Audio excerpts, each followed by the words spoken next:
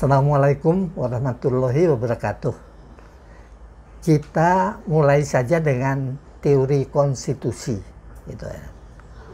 Menurut teori konstitusi, jadi Undang-Undang Dasar 45 itu terlihat bahwa sesuai dengan teori konstitusi karena ada preambul, bisa disebut pembukaan, bisa mukaddimah. Kedua, ada struktur pemerintahan. Ketika ada hak dan kewajiban warga negara yang sesuai dengan hak asasi manusia. Keempat, prosedur untuk mengubah dan mengamandemen Undang-Undang Dasar pasal 37. Fungsi di Undang-Undang Dasar 40-nya juga sesuai dengan teori konstitusi, yakni adanya pembatasan kekuasaan negara. Itu fungsi limitatif. Itu. Kemudian ada integrasi nasional. Ingin melakukan integrasi, terlihat dari dirinya bentuk negara kesatuan. Jadi pilihan tentang bentuk negara itu adalah soal integrasi nasional. Dan bukan negara federal. Itu. Pada pasal 33 ditegaskan bahwa bumi dan air dan kekayaan alam yang terkandung di dalamnya dikuasai oleh negara dan dipergunakan untuk sebesar-besar kemakmuran rakyat. Di pasal 35 ditentukan bahwa bendera negara Indonesia ialah sang merah putih, dan pasal 36 mengatakan bahwa bahasa negara adalah bahasa Indonesia. Itu semuanya fungsi integrasi nasional. Kemudian pada amandemen ada baiknya juga dilengkapi wilayahnya dan konsep yang dipakai, archipelagic state concept, bukan konsep Belanda yang lama bahwa wilayah itu adalah pulau, kalau kita kepulauan, dengan tambahan daerah laut yang hanya 3 mil. Kenapa 3 mil? Jadi jarak itu sejak Grotius abad 16 itu, meriam itu, jadi jaraknya 3 mil supaya bisa efektif. Jadi effectivity itu suatu prinsip bahwa betul-betul dia harus menguasai daerah itu. Sebab itu arti adanya pemerintahan itu yang efektif. Perlindungan warga negara itu ada di dalam konstitusi.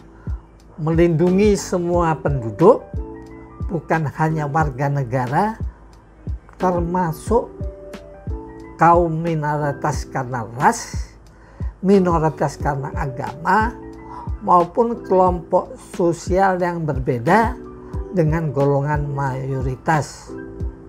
Ini kemudian ada prinsip majority yang memerintah, minority harus dilindungi. Kalau di dalam debat tahun 45 itu juga ada tambahan. Jangan sampai orang minoritas itu dianggap sebagai orang mondok. Jadi Republik Indonesia itu adalah rumah bersama. Jangan sampai warga negara itu dianggap rumah mondok. Ini tercermin, ini maaf kalau disalah artikan ya, tapi maksud saya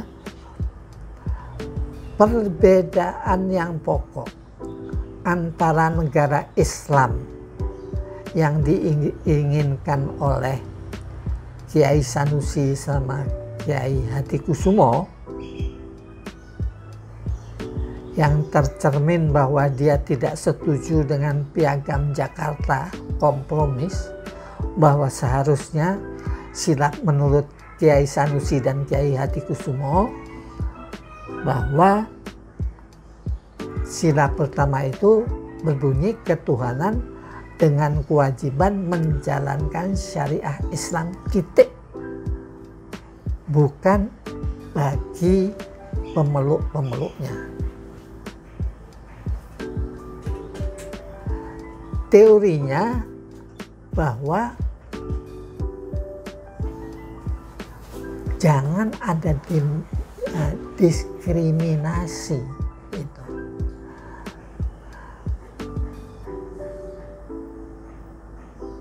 Golongan, bukan golongan Islam, sebagian golongan Islam, karena juga semua orang yang 9 orang itu yang merumuskan Piagam Jakarta itu 8 orang juga Islam.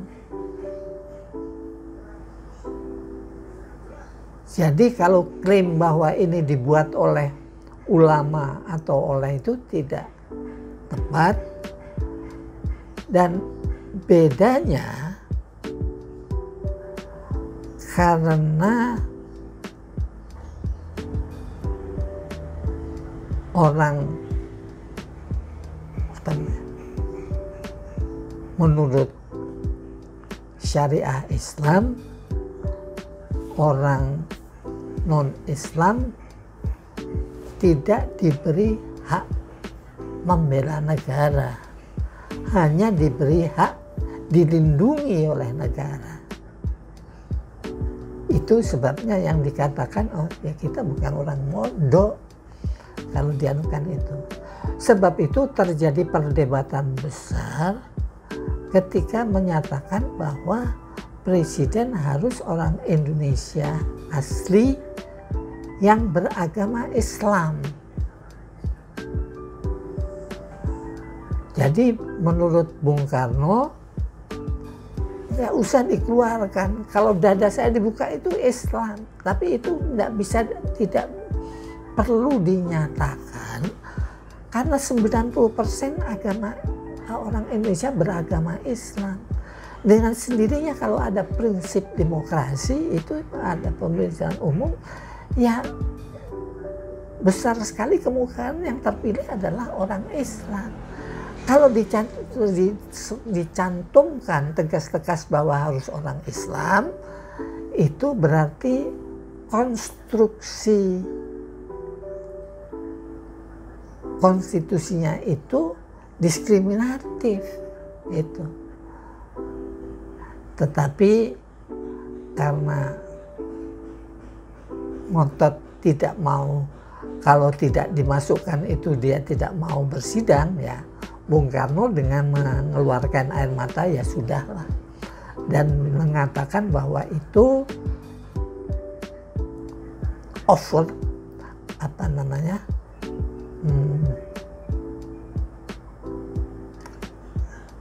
pengorbanan dari orang Kristen di Mekah. Nah, kemudian sewaktu dibalik pada tanggal 18 hilang itu juga orang Islam menyatakan itu pengorbanan kami, tapi juga tidak mengatakan pengorbanan karena ada yang mengartikan bahwa sila pertama yang diganti yang berbunyi ketuhanan dengan kewajiban menjalankan syariat Islam bagi pemeluk-pemeluknya itu ada 7 kata itu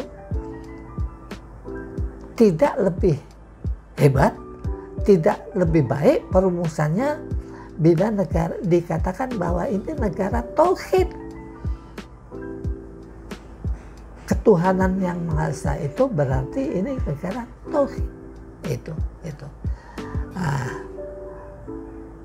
kemudian soal melindungi konstitusi sebagai alat perubahan sosial, social engineering, ini juga terlihat di konstitusi kita.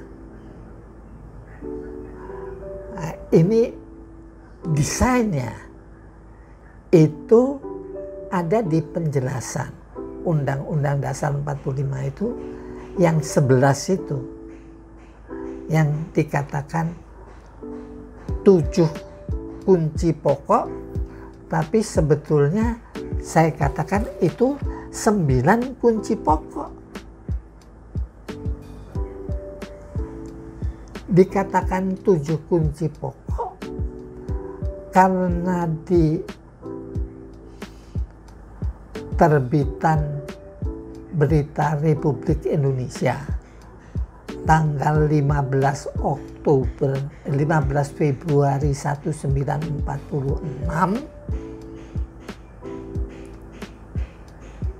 kunci pokok ke-8 dan ke-9 tidak ada huruf Romawinya. Itu karena kesalahan cetak saja, ya. Tapi prinsip-prinsipnya umpama berdasar atas negara hukum, sistem konstitusional. Nah, jadi sudah dinyatakan bahwa itu kita Rechtsstaat bukan Machtstaat itu. Juga presiden adalah penjara pemerintah negara yang tertinggi di bawah MPR itu. Nah, ini kan sering mispersepsi. Mispersepsinya dikiranya itu bahwa itu eksekutif heavy karena adanya pernyataan bahwa responsibility itu ada pada presiden. Jadi apa? Memang itu. Tapi ini kan jelas di Undang-Undang Dasar setelah amandemen, setelah diamandemen itu tidak jelas. Jadi, saya sering mengatakan itu karena ada perbedaan teori. Apa perbedaan teorinya? Yang dulu sistem MPR itu ada lembaga tertingginya, seperti lembaga di Inggris. Memang ditentang oleh teori medicine, teori Amerika Serikat, bahwa tidak ada lembaga tertinggi. Ditarik itu ada artinya ada satu locus of sovereignty, sedang di teori Amerika sovereignty itu terletak di 3 tempat. Itu artinya check and balances. Di sistem lama, sistem asli, itu yang dipilih hanya satu lembaga. Yang dipilih hanya lembaga MPR, lembaga penjelma perwakilan dan lembaga penjelmaan rakyat. Jadi ada yang dipilih, yakni perwakilan, ada yang tidak dipilih, yaitu atau dipilih tidak secara langsung, yakni wakil dari golongan dan wakil dari daerah. Itu perbedaannya. Kemudian dibedakan lagi bahwa lembaga eksekutifnya kalau dulu 1, menjadi dua lembaga eksekutif. Dua. Tapi agak gaduh-gaduh. Jadi lembaga yang kedua, Dewan Perwakilan Daerah, itu tidak punya kekuasaan. Jadi soft bicameralism, kekuasaannya kecil sekali. Jadi kecil sekali. Itu berbeda, itu dianukan itu antara perbedaan-perbedaannya itu. Nah, sekarang kita mulai saja perbedaannya dari soal preambul.